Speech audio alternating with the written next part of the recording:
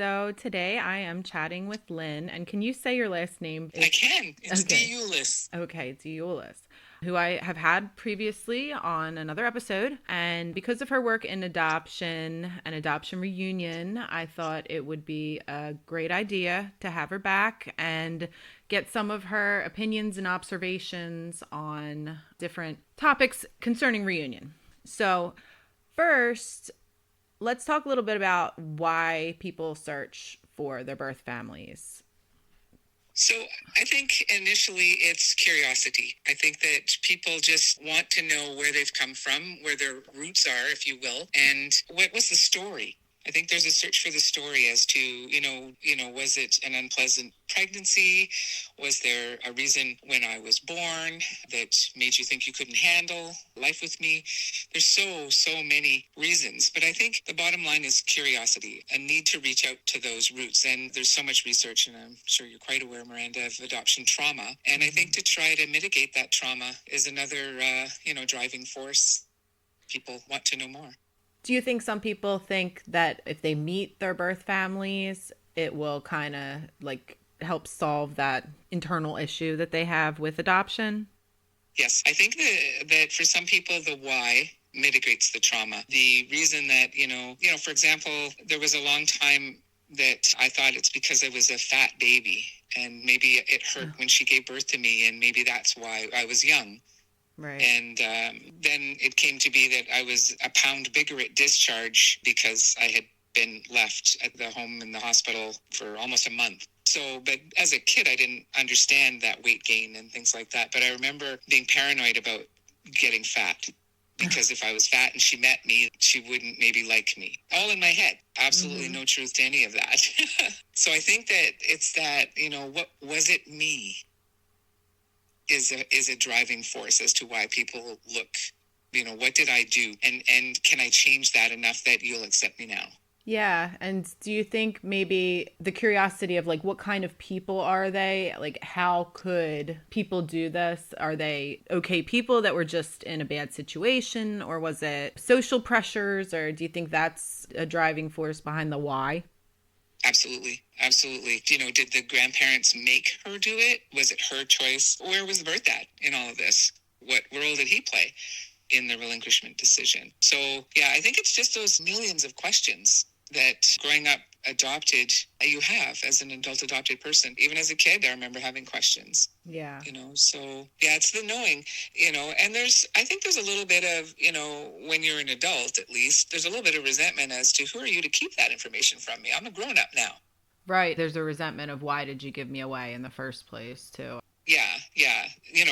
Not for everyone, but I think the more detailed the person's social and medical history is, it changes people's motivation then, right? So if they have a lot of detail and insight into why, and in some cases their adoptive parents have met their birth parent and can answer a lot of those questions, but for people in my generation, and I'm 65, right? So people of my generation, my parents weren't given very much, minimal information. It was all verbal.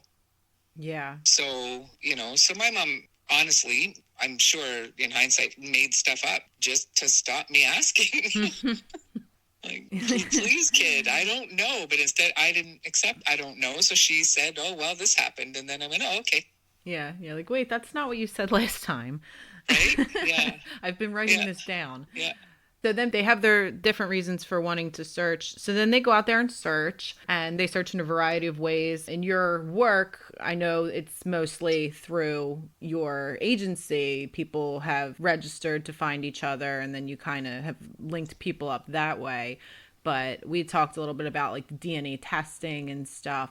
Mm-hmm. So when they do all those different things and they find who they're looking for, sometimes the birth mother rejects them. Sometimes the sibling rejects them. So do you have any insight as to why those rejections take place? They seem to usually be immediate. It's not like something where they get to know each other and then they decide they don't like each other, although that happens too. I think it more just kind of, peters out, if you will, like because it was the thought that was the driving force. So once you've satisfied that curiosity, for a lot of people, it's like, okay, and then they move on with their lives. Yeah. without continuing a relationship, which is probably hard for some people, but for others, I think they just reach a plateau of, now I know everything I needed to know, and off I go. And I think it's just like it's different. It's very different for every person. I think the ancestry DNA, as you and I chatted about, or those kinds of DNA testing kits, there's no prep for anybody in the triad, right? Or in the constellation of adoption, there's nobody to say, you know what, hey, whoa, on your expectations here. Have you thought about what if you reach out and these people don't believe you? Or, even though you have genetic proof, what does that mean to some people? So there's no counseling that I'm aware of around the what ifs. And so that can really put a damper on what you're expecting. Oh, I'm going to call my birth dad and, he's going to be so excited to know I exist. And meanwhile, he's hanging up or his partner is for sure. Right. And I feel that a good percentage of adopted people have that feeling of fear of rejection. So when it happens, we don't really have the strength to try again.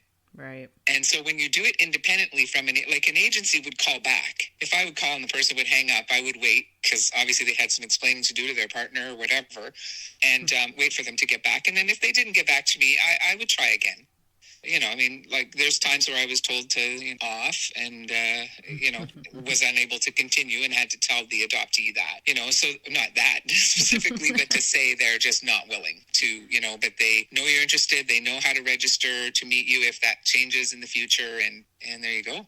When they say no, it's very, very hard.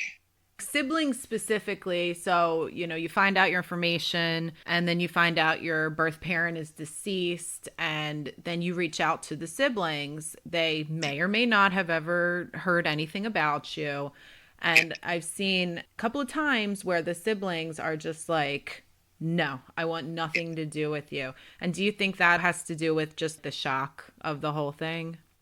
Well, I think it's the shock. I think often it may be respect for the biological parent. They're worried about their dad, and their loyalty to their dad may prevent them from going forward with these children of their mom. So there's, family dynamics, as you well know, are very skewed and different, and every family is different. But I think that when siblings reject siblings, it's the concept of it, and often it's loyalty to. And so sometimes when that parent passes on, then they are often more freer to look back on it and to take up a relationship after that, because the loyalty, they no longer have that need to be loyal. I know in my case, my birth sister and I were extremely lucky that their father, our birth sister's father, had said, when you're looking through your mother's stuff, there might be some information from a children's aid.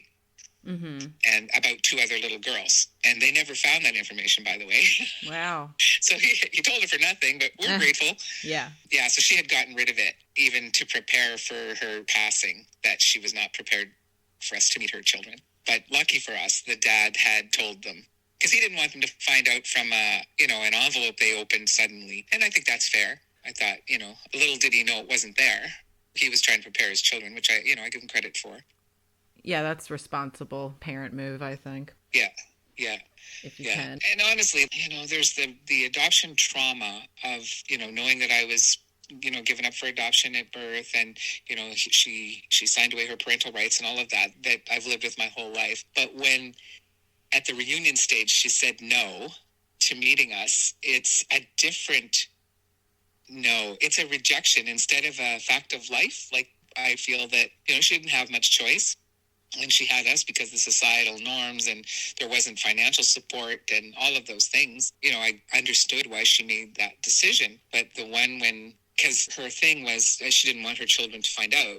Right. And because, her husband knew, but her children did not. And I get that as a mom, but we subsequently offered to meet with her away from her children, mm-hmm. that we just wanted to meet. And she declined that. So that hurt.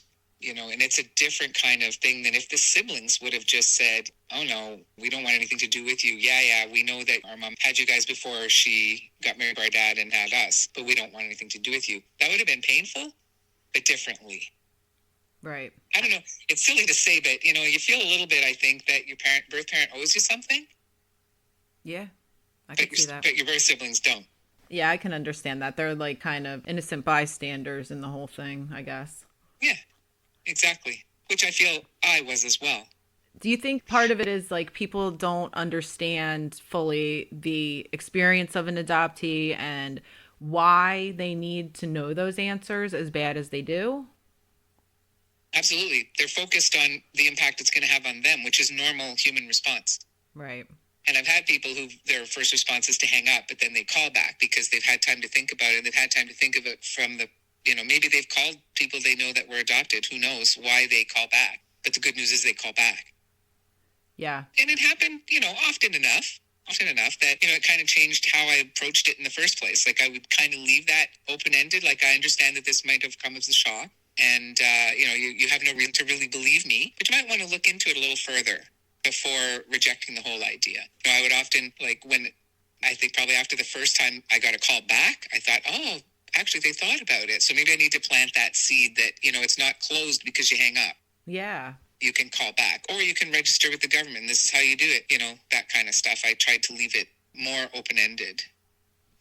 As a professional, you take those experiences and you grow and change your own method of approach, right? In the hopes that it will always get better. Do you think that one thing that may influence it, and I've heard this a couple of times, I don't know the legality of it, but I've heard people say that they thought that their siblings rejected them because they didn't want to have to share an inheritance with them? Oh, I'm sure that's the case in some cases. Yeah. Yeah. So you're splitting the estate now 5 ways instead of 4. Yeah, I don't know what the legal implications are with that if you're adopted. I don't know. It depends on where you live. There are some rights, but it depends on where you live. And, it's very complicated. It's not as easy as those siblings think when they get the call that, oh, crap, we have to split this now in 5. It's not that simple. But yeah, I think that happens in some cases. Do you think that there's any jealousy that plays into it? If the birth parent is still alive, they may be afraid that the adopted child will be favored or something like that.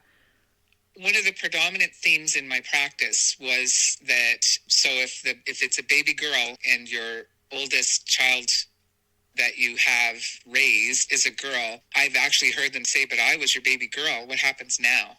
Yeah. Because now there is but being someone's baby girl, because that child was literally someone else's baby girl. Yeah.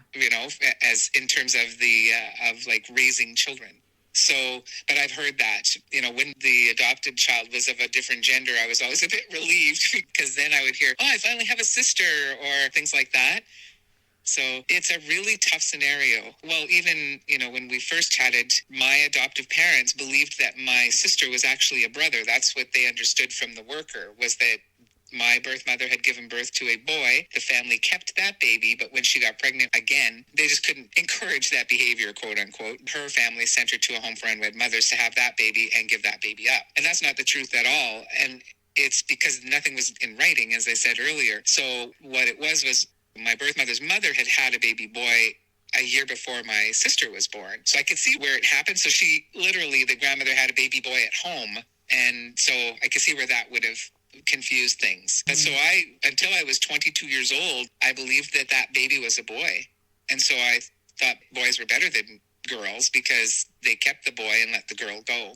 So had she been a boy, maybe things would have been different in our relationship. Because would I have started our reunion believing that he was better than me? It didn't turn out that way. She's female. And she had all girls, so it wasn't like she was just really have wanting a boy. Despite our wish, my sister and I saying, oh, I hope she had all boys after us, and we were her only girls, and she gave us up. It's amazing how childlike your brain is when you're hurt, trying to soothe the wounds, if you will. Yeah, you're brought back to that. Yeah, we were lucky. They were very accepting, and my birth father's children have also met, and they were also very accepting. I was very lucky in that way. I've met my birth father. He was, right there and, absolutely wanted to meet me. So different. Do you think that would play into a reunion too? Like a jealousy over, okay, now this person's coming into our family that was adopted and, they are male, female, whatever. The children of the birth family. The children raised by the birth parents? Yes. Okay. That they may have some jealousy over another child coming into the family. Yes, yeah, I think it's possible. I don't know if it's jealousy. I think it's more protectiveness and just, they grew up with their siblings, so they know who they are and they know, their deepest secrets and all of that sort of thing that siblings have, that relationship. So yeah, you're parachuting into that is not easy. But I think, yeah, there's definitely a protectiveness toward their sibling set and toward their parents. Yeah. People always think you have some motivation, right? Financial yeah, or you're going to come in and tell them off, or, people think that there's this underlying, because they're not adopted, so they don't understand. They might have heard about adoption trauma and, all of that stuff. But, yeah, it's their little nest and you're pulling at the straws and they're not liking it in some cases. And in other cases, they just make room in that nest and, welcome. You can never know for sure. And sometimes you meet and there's a big flurry of relationship and then, it peters out. Yeah, that was one thing I was going to ask you. You just talked about how many reunions you've seen where people say, what do they want? Mm-hmm. Yeah, it's common at first, right? Because you protect your family. So the first thing you do is stand up in front of your family and say, no, I need to know more before I let you in. Right. But that's the same in a way, too, with, when your kids start dating, letting that person into the family, that new person into the family, right? And like permanently into the family through marriage. So I think there's a similarity to that. And sometimes people are very open and welcoming and other times they're not. Yeah, that's actually an interesting analogy to think about. Yeah, sometimes it's easy and sometimes it isn't. And sometimes the marriage lasts and sometimes it doesn't. And it's the same with the reunion. For some people, they just want to meet them and they're done. Yeah. They're satisfied with understanding them, meeting them, getting their genetic and medical information. And that's it. That's all they wanted. Mm-hmm. Yeah, I guess it's hard for people, especially when their birth parent has already passed away and the siblings are all that's left. And the adoptee really just wants to know about their birth parent and the siblings reject them. I mean, that's really difficult because they're really just looking for information that nobody else will be able to give them, That's right. Yep. It's hard. There's trauma in the whole birth and relinquishment, and then there's trauma potentially from reunions, but there's also a lot of positives, right? But I think it's a thing for another podcast if you're interested, Miranda, but there is a phenomenon called genetic sexual attraction. And that is, if you picture how much, like if you have siblings and you picture how much, like, sometimes you were bathed together and sometimes you just romped together. And if your brother accidentally touched you in an inappropriate area, but not inappropriately, it was just part of the sibling thing. Toddlers run around, there's no boundary in that way as kids are being raised until they reach a certain age and then boundaries start to become set. So when birth children meet their birth parents, or even their siblings, sometimes there is the phenomenon called genetic sexual attraction. Like I say, it's a very complex thing. And if people are having a reunion, honestly, they should look that up, Google it and understand it, because it is definitely a phenomenon that exists and people should educate themselves. And you and I could do that on another chat if you'd like. Yeah, that's definitely something interesting. I'm sure it happens. And I'm sure that makes things really weird. Well, and again, it's education ahead. Like if you understand that you were missing out on the romps and stuff that siblings do together, you're missing out on that. Once you're accepted as siblings, you kind of want to make up for that, and there's no boundary that there is when you're being raised. Right. Together. So, yeah, so it is an interesting chat. There's nothing skewed about it. It's just human nature. And like I say, there's information on it and you and I can chat about that further. But I think it's important people know it exists and that they look into it if they're getting their DNA or whatever. Read about that before you step in. Right. So that lives aren't destroyed. Yeah. There's a lot of preparation that, like, I know when we were doing our reaching out and this and that, we did nothing. And it was more just like, oh, I wonder if it was more the wondering. And we didn't do any kind of preparation, education about what could happen, what might happen.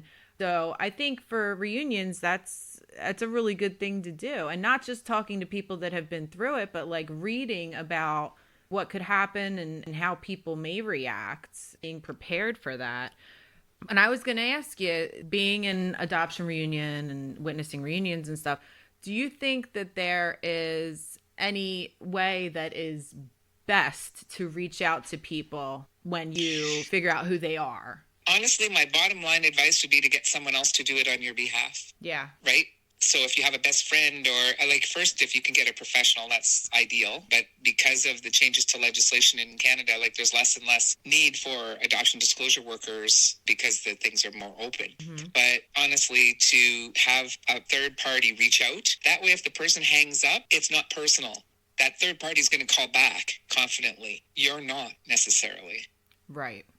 Right? So if you can get a third party, a best friend, even your spouse not, because you don't want that to interfere with your own relationship, or, get a professional. Go see a mental health counselor and explain that you just want them to make first contact for you. In Ontario, I think you can probably still go through the ministry. I've been retired now for a few years, so I'm not sure what changes are there, but you might ask the ministry to reach out on your behalf as well and have your evidence. Like, if it's legal to have your original birth certificate in your state or province or whatever, then get that first. Mm-hmm. So you have that evidence. It isn't because, you reached out to Aunt Barb and Aunt Barb said that Uncle Peter is pretty sure that, she had a baby boy. That's not a good first reach out. Right? Because she or he can certainly hang up and say that has nothing to do with me. That's wrong. And then what do you do? Yeah, that's another thing. I heard that search angels nowadays are counseling people on their, reaching out. Yeah, I forgot about them. Yeah. And I guess one of their things that they tell people, which I don't think really anybody follows it, but they tell them to try and keep their first contact as factual as possible and not be emotional. Do you think that plays into people not rejecting, kind of like they don't feel as bombarded with the emotional piece of it? Oh, that's great advice, but pretty hard to follow. Yeah. I mean, if I call my birth mother and she hangs up, I'm going to be emotional about that as much as you can psych yourself up for that. I think what people need to understand is if she hangs up the first time, don't necessarily let that stop you. Mm-hmm. Reach out in a different way, perhaps. Perhaps a letter is better than a phone call. To give them time to think about it or to talk to their partner perhaps about the existence of this person or whatever. Don't judge by that first reaction, because what would your first reaction be like if something came out of the blue from your past? Yeah, right? I mean, I can't. If you can hang up and end it, that's what you're going to do. Right. Or to say to the person, I can't talk now. I need some time to think about it, whatever. If you're the birth parent getting that call, maybe don't hang up. Just say, I need some time. Mm-hmm. And maybe get their contact information so you can reach out. I don't know. But as you see, my birth sister and I did not take no for an answer. We waited until we found her obituary. Yeah. And then we reached out to her other daughters. But so we weren't prepared to take no for an answer forever. Yeah, that was the other thing I was going to ask, because I know the adoptees that I've talked to that have been rejected, they don't reach out again. They just let it lie and they just go on with being rejected. Do you think it's worth it ever to wait a year or 6 months and try to maybe reach out to people again?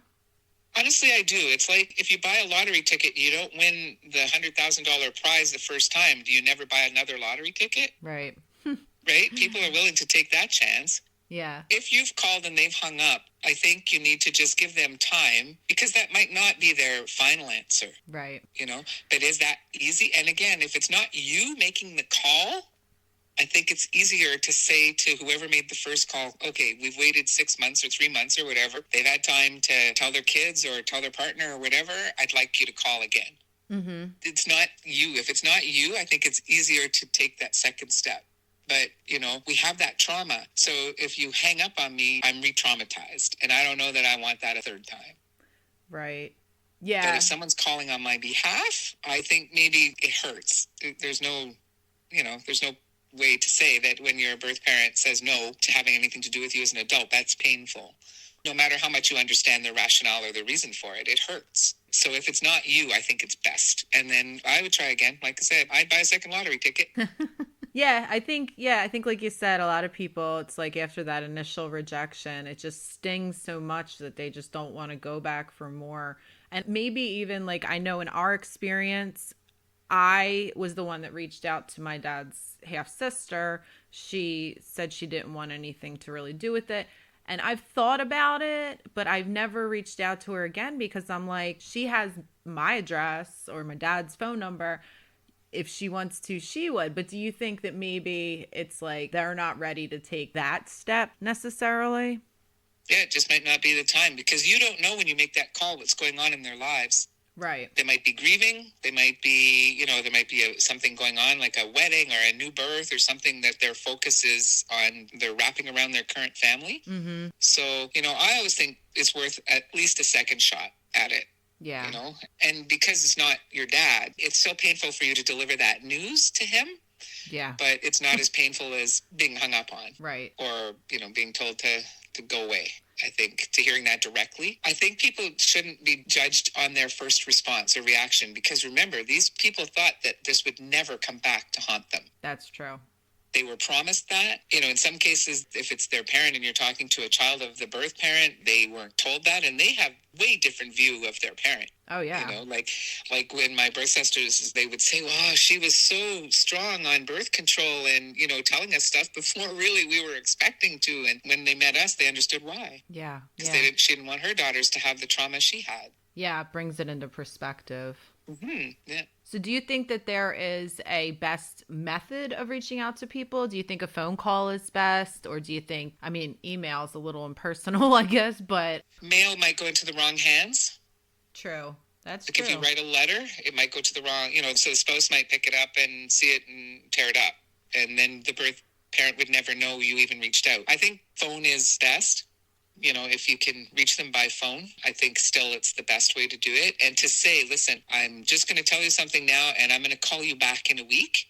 Maybe don't pour your soul out in that first call. Yeah. Just say, I'd like you to look into something. I believe that my dad is your half-brother. Mm-hmm. And for his sake, I would like him to make some connection with you. And I understand that's a lot to hear. So I'm going to call you back in a week. And so a person can choose not to pick up your call. Right? Not to answer the phone. So you call a couple of times, and then if they don't call, that's their no. That's their answer. Yeah. I think there's a way to do that call too. And again, if it's not the person, not the adopted person, is probably best. But to say, this is information, I'd like you to look into it, and then I'm going to get back to you. And leave your number if you're comfortable with that, or you can get back to me. Yeah. But I think phone is best, because emails, any of those things could go to the partner and cause a terrible rift in that relationship, and nobody wants to do that. Right. So making a direct contact with the person is the best. And yet once they realize you're not a telemarketer, then they're stuck on the phone to hear you, whether they like it or not. And a lot of times people would hang up the minute you say, are you Miranda? And you hang up, because if you're asking, then it's a telemarketer. Yeah. Right. So, to even say that, this is not a telemarketer call. I'm looking for Miranda. Yeah. So you're more likely they're not going to just hang up. Yeah. They're like, oh, what did she do? We're curious by nature. Yeah. We're going to know what you want. What do you want? Yeah. Probably money, right? Yeah, right. Yeah. What did she do this time? Is it the school calling about my kid? No? Okay. Are my children safe? Yeah. But that's, again, why, having a third party make that call, they can be more objective. Right. They're not as wrapped up in it emotionally. Yeah, or even yourself. Like you're wrapped up in it on behalf of your dad, but you're not, like, your dad's wrapped up in it way differently. Yeah. So you're able to make that call sort of more objectively than he would be. Right. Yeah, I kind of wanted to be like that buffer in between for him, but like you said, telling him that was the worst thing I ever had to tell him in my life. Yeah. So yeah. It's a lot. It's complicated. It really is. But I keep saying, my sister and I are proof that if you wait and if you're patient, things can work out. Would I have still desire to meet her? Absolutely. Absolutely. Yeah. But at least I've seen videos of her. I've seen her, like, moving around. I've heard her voice. I've done all of those things because I've met her kids. So you wouldn't recommend somebody reaching out to birth mom's children before she's passed away if she said no? No, because that puts them in a bind. Yeah, it does. I mean, I've seen the adoptee opinion of, well, they're my siblings and they deserve to know. But do you think that just puts more space in between you and the birth parent? Well, the thing is, you don't know what their relationship is like in the first place. That's true. So for example, if you're talking to the daughter of the birth mother, and that daughter has had a baby and also placed the baby for adoption, maybe on advice of her mom, or like, you don't know what you're walking, you don't know the can of worms you're opening. That's true. There's some unfairness there. Like, people say, well, I have a right. Yeah, you do, but so does your birth parent. she was, 19 and 20 years old, 22 years old when she made her decisions. But, 22 years old back in the 50s was a different age. So you might think, oh, well, she was old enough to know better, whatever. Like maybe she was more mature, less mature. I don't know. But I don't know what her state, like my sister and I think I might have mentioned on our other chat, we thought if we could find the children, if we ever found the children, that we would just go and sell, like our joke was, we'll go sell Girl Guide cookies at their doors just so we can see them. We wouldn't say anything, but so we could say that we've seen our sister or our brother or whatever, because we didn't know, right? So it's just that desire to see the other children of your birth parent. Yeah.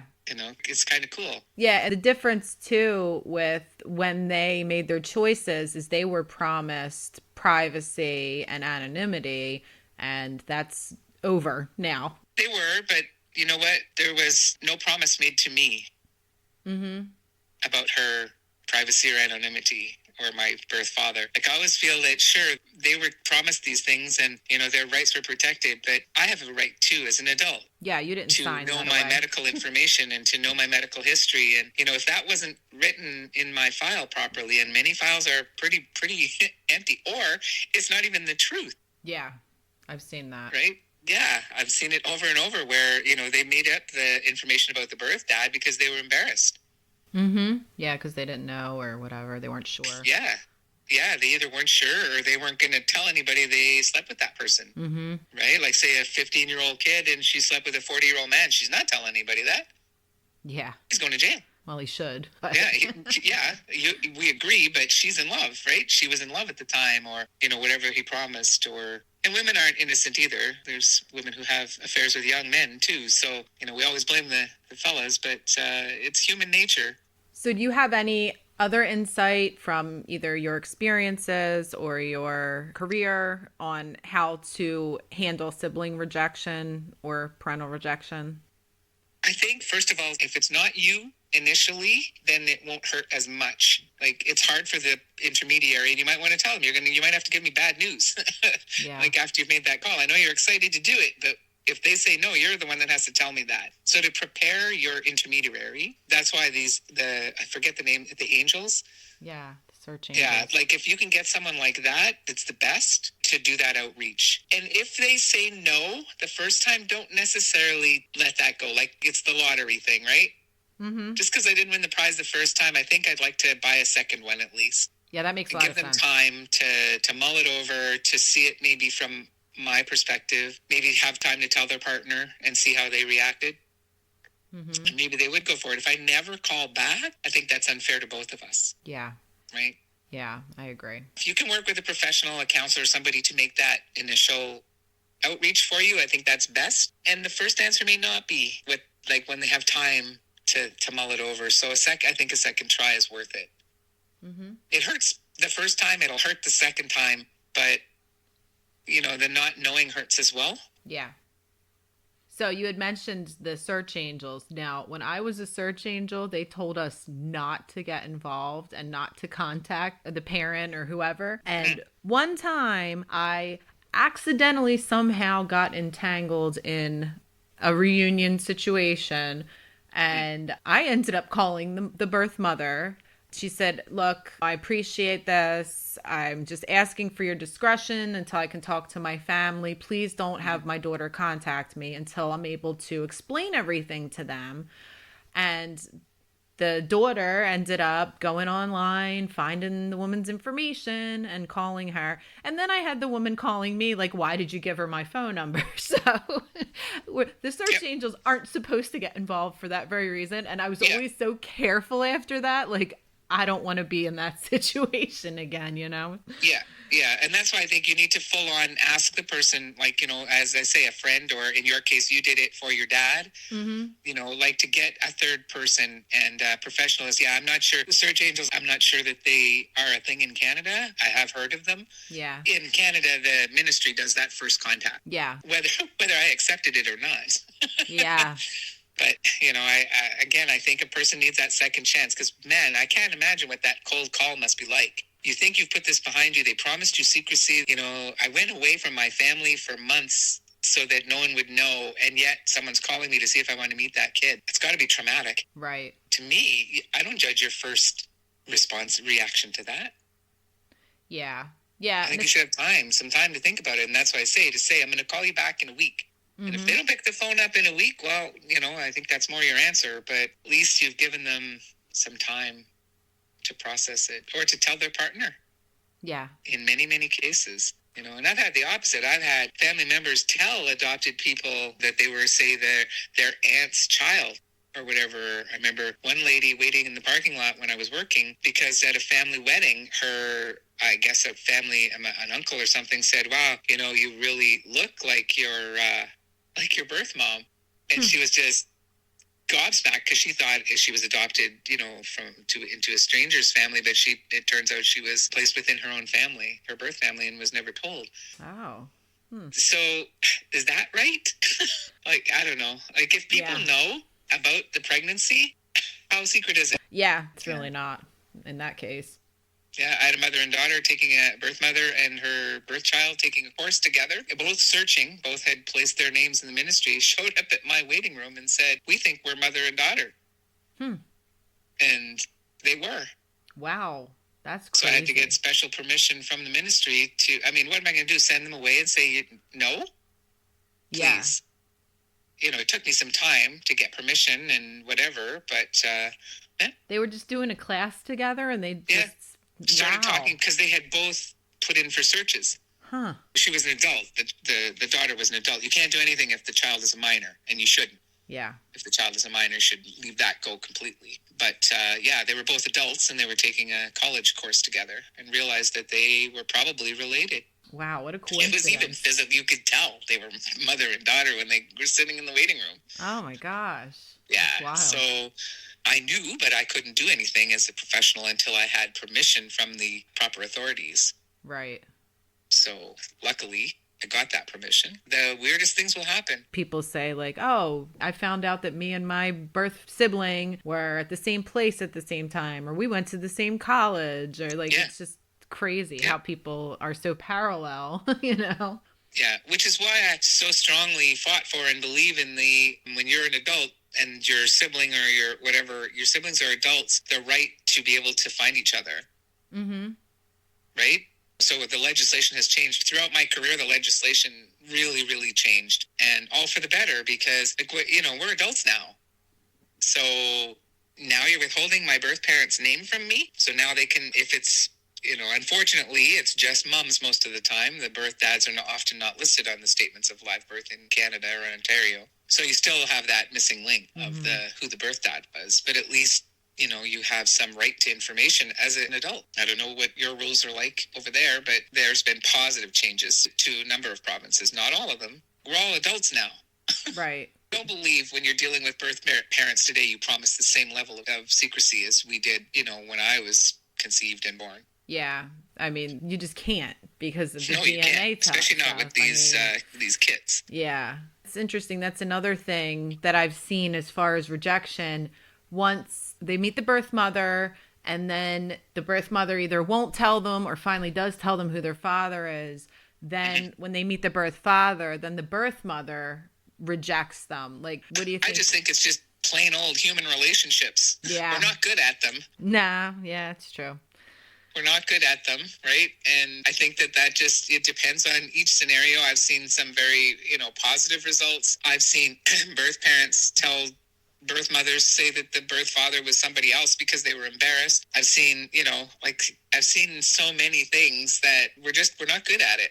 We're not good at relationships in general. Right. And anthropologists will probably take me way back and tell me how it's about human preservation and all that sort of stuff. I'm sure there's an explanation for it, but we're still not good at it. And if the birth father ends up being this, wonderful person and the birth mother said, I don't want you to meet him because he was like this and he was like that and he's not like that anymore, then she's going to resent that, right? We're so complex in relationships as human beings.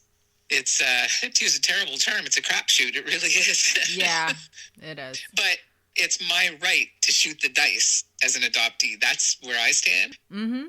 It's my right to put those chips down and shoot the dice, and that right's been withheld for generations, and I don't think that's right. Yeah. It's up to me, and I have to live with the consequences.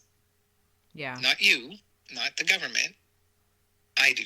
Exactly. So, and there's a lot of people that have no desire to find out anything about their birth family. You know, many, many people. So it's not every adopted person. It's many of them, but it's not all of them. Yeah, I heard a couple of people say that they really just don't care or they don't want to know or whatever. Yep, they're satisfied in their birth parents made a decision that they thought was best for them, and they accept that and move on. And, you know, that's great. That's great. No one should be forced to know. You know, some people do it as a surprise. No, that's a bad idea. I had a fella come in years and years ago, and he said he wanted to surprise his sister for her 40th birthday or something by finding her birth kid. Oh, Bye-bye. wow. Thanks for coming in. Yeah. Yeah. I mean, I'm sure his heart was in the right place. Yeah. But no. I'm sorry, bud. No. Not the kind of surprise we do here, thanks. No, not on purpose. Yeah. Well, yeah, exactly. Not on purpose. Well, thanks for chatting with me today. I appreciate that. It's always a pleasure to. It's my favorite topic. I love talking about it, as you can see.